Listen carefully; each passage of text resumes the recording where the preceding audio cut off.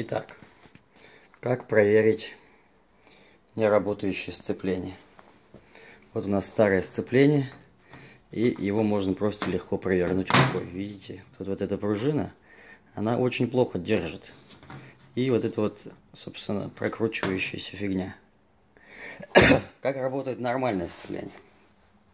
Вот новая, вот эта столовая пружина, она идет очень туго. Очень туго. А в другую сторону вообще ужасно. Если, соответственно, сюда попадет тоже какое-то масло, вот в эти края,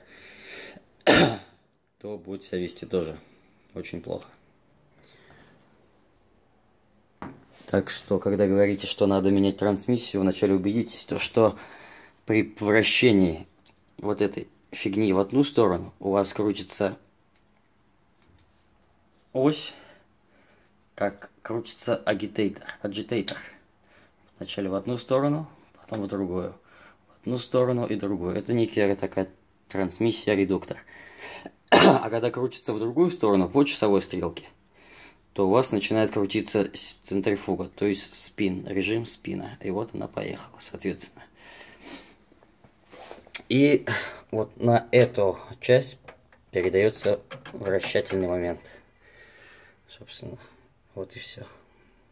Вся технология. За это можно брать 250 минимум. Но поскольку это ремейк Джорджа, я его взял только 80 кэшем. И все.